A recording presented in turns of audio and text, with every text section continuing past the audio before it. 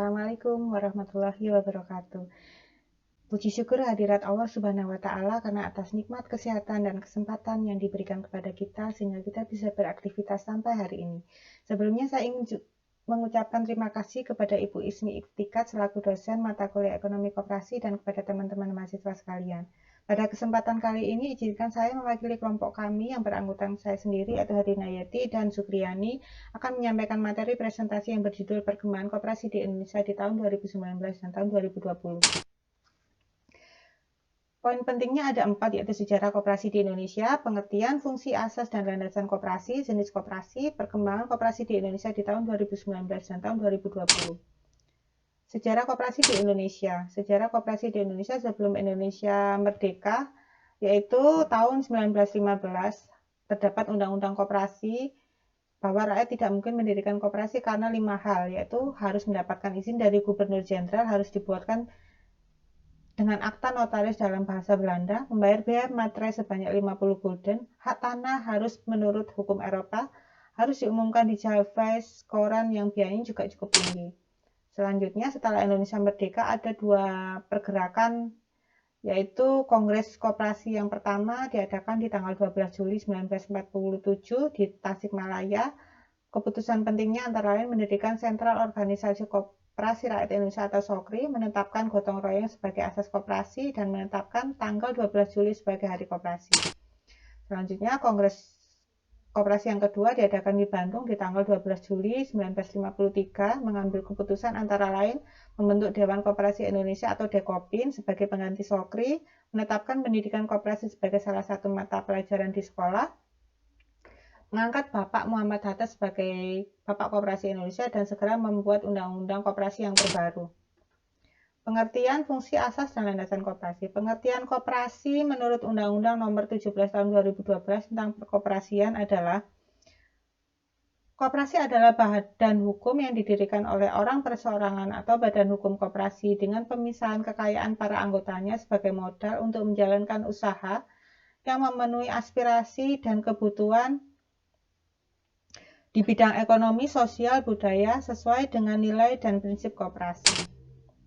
Fungsi koperasi menurut pasal 4 Undang-Undang Nomor 25 Tahun 1992 menyebutkan ada 4 fungsi dan peran koperasi, antara lain membangun dan mengembangkan potensi dan kemampuan ekonomi anggota pada khususnya dan masyarakat pada umumnya untuk meningkatkan kesejahteraan ekonomi dan sosialnya, berperan serta secara aktif dalam upaya mempertinggi kualitas kehidupan manusia dan masyarakat. Yang ketiga, memperkokoh perekonomian rakyat sebagai dasar kekuatan dan ketahanan perekonomian nasional dengan koperasi sebagai sokong gurunya. Yang keempat, berusaha untuk mewujudkan dan mengembangkan perekonomian nasional yang merupakan usaha bersama berdasarkan atas asas kekeluargaan dan demokrasi ekonomi. Asas koperasi ada 2, yaitu asas kekeluargaan dan asas kegotong royongan. Maksud dari asas kekeluargaan ini adalah kesadaran antara anggota untuk mengerjakan sesuatu yang berguna untuk semua anggota koperasi.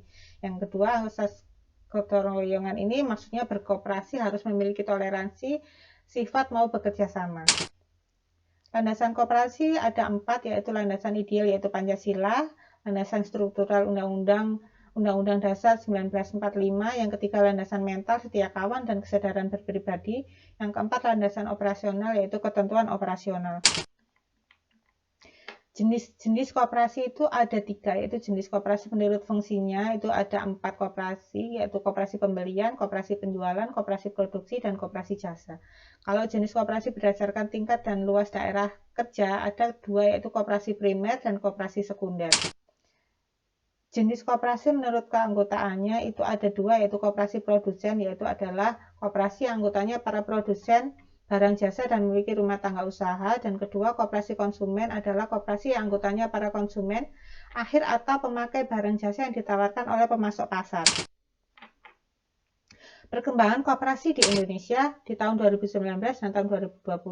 Di tahun 2019, Bapak Teten Mas Duki, Menteri Koperasi dan Usaha Kecil Menengah berpendapat bahwa koperasi dianggap kaku dalam mengembangkan sistemnya. Lantaran saat ini, banyak perusahaan serta UMKM telah beralih memanfaatkan teknologi untuk meningkatkan perekonomian serta usaha.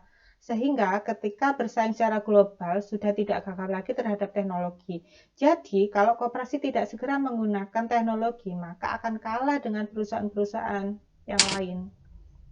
Sementara sekarang ini model-model pembiayaan banyak menggunakan aplikasi yang jauh lebih cepat kerjanya. Diharapkan sih kepada para pendiri koperasi agar segera mengubah pola pikir dan mulai membaca pergerakan pelaku pasar.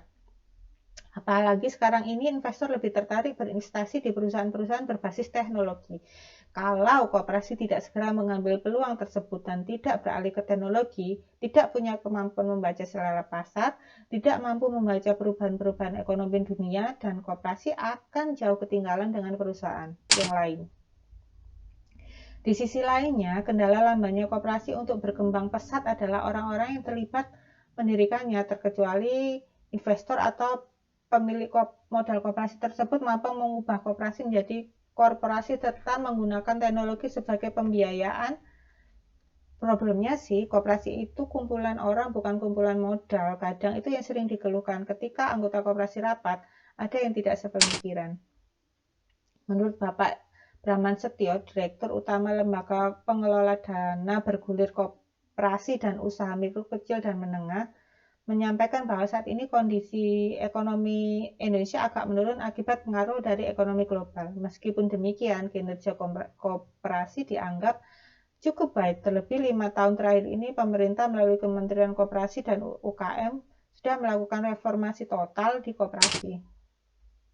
Nah, berikut ini adalah data koperasi di Indonesia. Data ini kita ambil dari database Kementerian Koperasi dan UKM yang diolah dari online system, data online system seperti ini. Ini dalam jutaan.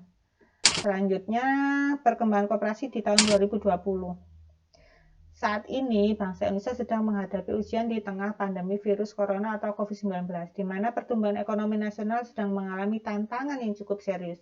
Angka kemiskinan dan pengangguran meningkat. Hal ini juga berimbas pada dunia usaha, terutama koperasi dan UMKM. Mengalami dampak yang sangat berat dari sisi produksi, pemasaran, dan pembiayaan. Turbulensi ekonomi masa pandemi COVID-19 ini memberikan pelajaran yang sangat berharga bagi koperasi. Di sektor keuangan atau simpan pinjam sangat rentan dan mudah terkontraksi oleh dampak tersebut. Perlu sih disiapkan sistem pengawas dan penjamin simpanan di koperasi agar bisa memberikan rasa aman bagi mereka yang menaruh simpanan atau investasi di koperasi, seperti halnya yang sudah ada pada perbankan. Sebelumnya, ada sejumlah inisiatif yang sedang dilakukan untuk penguatan dan modernisasi koperasi, seperti melakukan perbaikan ekosistem kemudahan usaha yang memungkinkan koperasi bisa mengakses pasar yang lebih luas, pembiayaan, serta mengembangkan kapasitas usaha seluas-luasnya. Saat ini, Kementerian Koperasi dan UMKM juga menyusun strategi nasional UMKM dan koperasi, instrumen kebijakan yang nantinya dapat memadai kerja kolaboratif seluruh pemangku kebijakan.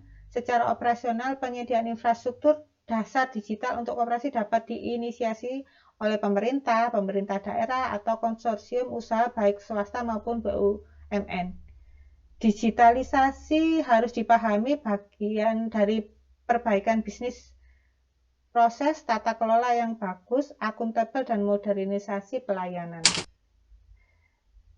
Demikian presentasi dari kami, cukup sekian yang dapat kami sampaikan. Semoga hasil presentasi yang kami berikan bisa bermanfaat untuk kita semua.